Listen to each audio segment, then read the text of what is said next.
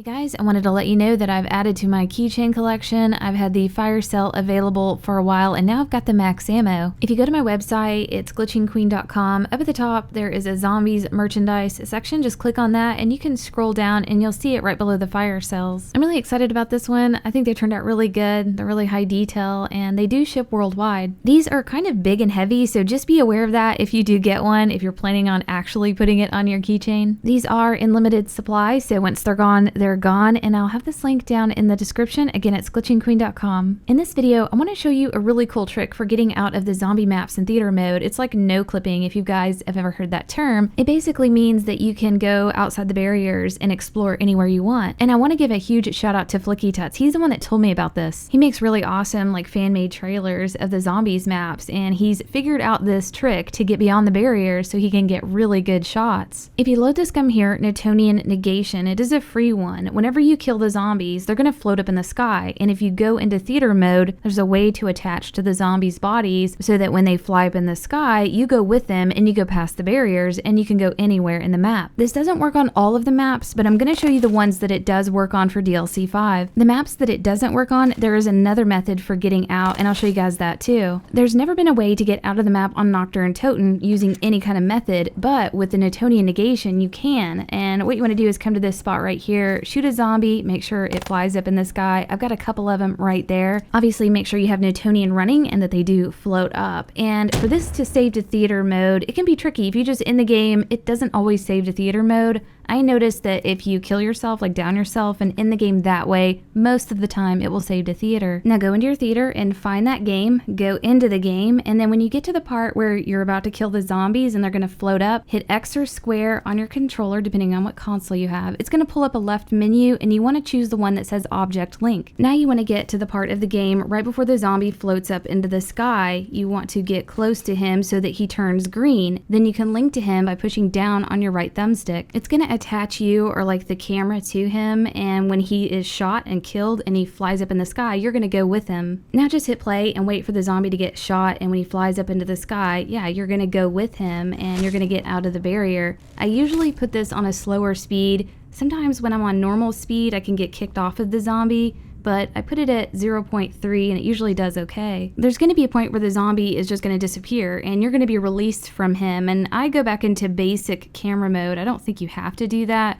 but at this point you're outside the barrier and you can explore and go all over. You can get some really good screenshots doing this, and I think, you know, having these new remastered maps, we want to go out there and look and really see the environment, so this is definitely the way to do it. Another map that's been really challenging to get out of was Varuk, but now it is really easy with this Newtonian method. Again, this method does not work on all of the maps, but luckily it does work on this one. And it's the same method. Go into the map and make sure you have the Newtonian Negation loaded. Get in this corner right here and kill zombies. You're going to see them fly up out of the ceiling. I looked around the map and it seems like this is the only area where the roof is open and the zombies will fly up and out. Once the zombies do fly out, go into theater mode, go to the object link to one of the zombies, and then you can just float up with him and out of the map. Again, make sure you do this in not full speed because sometimes you can get kicked into barriers and get stuck. You want to make sure that the camera or, you know, where you're positioned is able to move freely, because once that zombie releases you, you could get stuck in barriers. So just, you know, go slow and make sure you're still freely moving as he's going up. One really interesting thing you can go check out is getting underneath the map and looking at this MG42. Now they removed this from Black Ops 1. It was in World at War originally,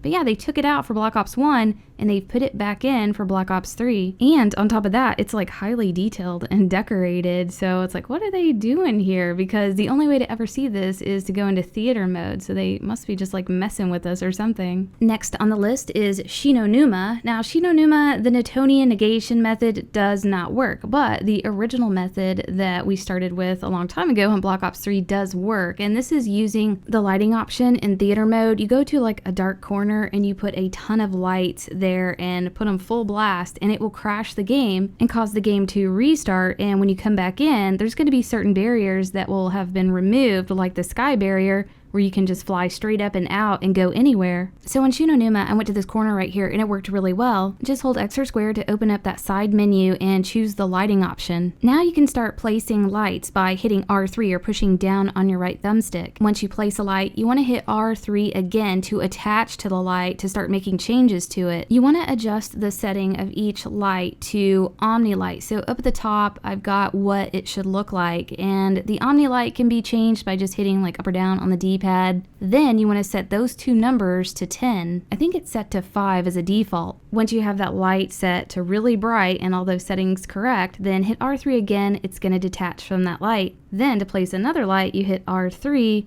and then R3 again to attach to it to make the changes to the settings. You want to keep repeating this process and setting these lights all around in that dark area, and when you have enough of them, it will crash the game. Sometimes it only takes like a few lights, but sometimes it might take like 20. Once it does crash, it's just going to restart that theater mode game, and then make sure you're just in an open area and detach from that player, go into free camera. You should be able to go straight up and out and go anywhere you want. Right here, it only took a few cameras and it crashed it, and right here I'm going up and out of the sky barrier. Normally I would be blocked, I couldn't ever get this high up. So next on the list is Kino, and most of you already probably know about this, but you don't need any kind of method to get out of the map. Just come to the alleyway, go straight up. They have not put any kind of barrier on here whatsoever. It's pretty cool, and there's some really interesting things outside this map, like these pack-a-punch rooms. There's also some just really bizarre things just laying around. Next on the list is Ascension, and the Newtonian negation does not work on this map, or at least I couldn't get it to work. But I went to this corner here at spawn